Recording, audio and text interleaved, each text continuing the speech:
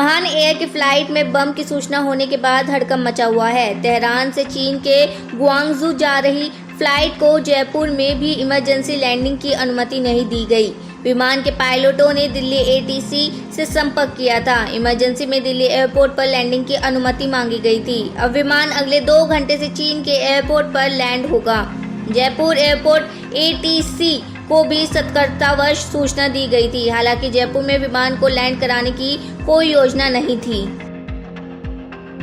Light combat helicopter के भारतीय वायुसेना में शामिल होने पर रक्षा मंत्री राजनाथ सिंह ने कहा है कि आज वायुसेना में देश के प्रथम स्वदेशी LCH का इंडक्शन हो रहा है। प्रचंड शक्ति, प्रचंड वेग और प्रचंड प्रहार की क्षमता वाले इस LCH का इंडक्शन हमारी वायुसेना की क्षमताओं में बढ़ोतरी के साथ साथ रक्षा उत्पादन क्षेत्र में आत्मनिर्भरता की ओर भी एक बड़ा कदम है।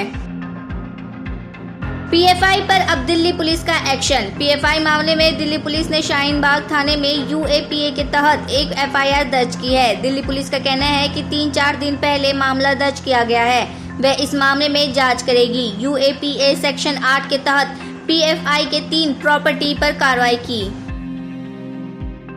विधानसभा उपचुनाव अगले महीने यानी नवंबर में कराए जाएंगे। दरअसल 6 राज्यों की 7 विधानसभा सीटों पर चुनाव होना है। चुनाव आयोग ने 3 नवंबर को उपचुनाव कराने का फैसला लिया है और 6 नवंबर को नतीजा आएगा।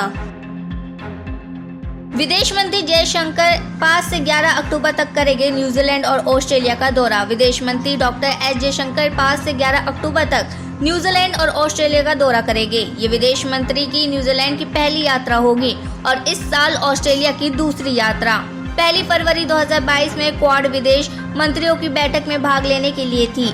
ये जानकारी विदेश मंत्रालय की ओर से दी गई है।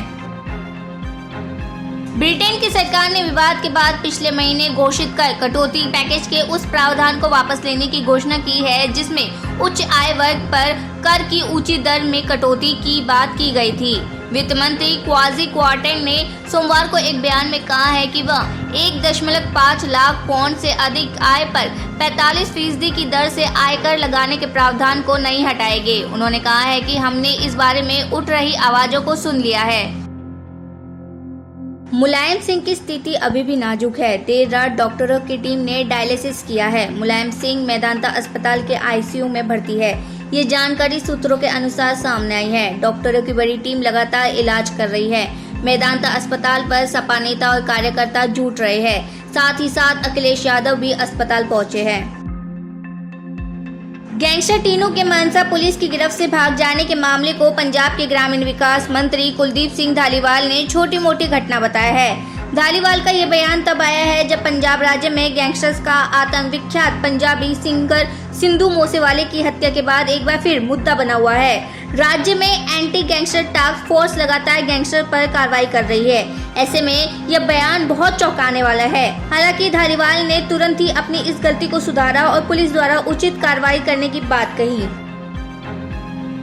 भक्तों से अभद्रता के मामले में 5 पुलिसकर्मी निलंबित। उत्तर प्रदेश के बरेली जिले में दंडवत यात्रा लेकर आंवला थाना इलाके के खाटू श्याम मंदिर मनोना धाम जा रहे भक्तों से पुलिस द्वारा कथित तौर पर अभद्रता के मामले में 5 पुलिसकर्मी को निलंबित किया है।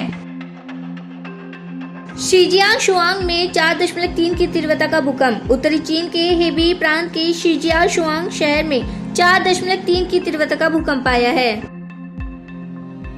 हेती में हैजा का प्रकोप फैल रहा है। इससे कम से कम 8 लोगों की मौत हो गई है। लगभग 10,000 लोगों की जान लेने वाले इस प्रकोप के अंत के लगभग 3 साल बाद मौत हुई है।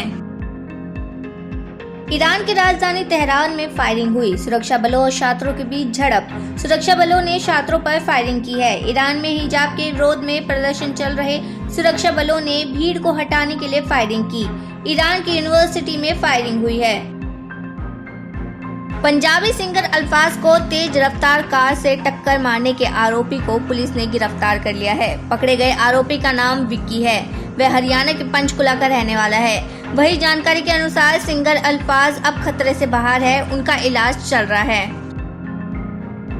सिद्धू मूसेवाले की हत्या में आरोपी गैंगस्टर दीपक तीनू के फरार होने के मामले में गिरफ्तार किए गए CIA इंचार्ज प्रीतपाल सिंह को आज सिविल अस्पताल में मेडिकल चेकअप करवाने के बाद मानसा की अदालत में पेश किया जाएगा। पुलिस द्वारा मुलजिम प्रीतपाल सिंह का अदालत से रिमांड मांगा जाएगा ताकि उससे और भी पूछताछ की जा सके। अमेरिका के फ्लोरिडा में हाल ही में आए चक्रवाती तूफान इयान की चपेट में आकर कम से कम 81 लोगों की मौत हो गई है। इसमें सबसे अधिक मौतें ली काउंटी में हुई है। वहां 42 लोगों ने जान गंवाई है। ली काउंटी में चक्रवात के कारण भारी नुकसान भी हुआ है। महाराष्ट्र के ठाणे जिले के टिटवाला रेलवे स्टेशन पर एक यात्री के बैग से 56 लाख रुपए नकद और सोने के 2 बिस्कुट बरामद किए गए हैं। रेलवे सुरक्षा बल के एक अधिकारी ने सोमवार को ये जानकारी दी। उन्होंने बताया कि आगे की जांच के लिए नकदी और सोने के बिस्कुट आयकर विभाग को सौंप दिए गए हैं। RPF के एक दल ने 1 अक्टूबर को रेलवे स्टेशन के प्लेटफॉर्म पर संदिग्ध रूप से घूम रहे गणेश मंडल को हिरासत में ले लिया था। कमजोर वैश्विक संकेतों के बीच घरेलू शेयर बाजारों के मानक सूचकांकों में सोमवार को शुरुआती कारोबारों के दौरान गिरावट का रुख देखा गया। BSE के 30 शेयरों पर आधारित सूचकांक सेंसेक्स में शुरुआती कारोबार के दौरान 288.8 अंकों का गिरावट देखी गई। इस तरह सेंसेक्स कारोबारी दिवस की शुरुआत में ही 57,138.12 अंक पर खिसक गया।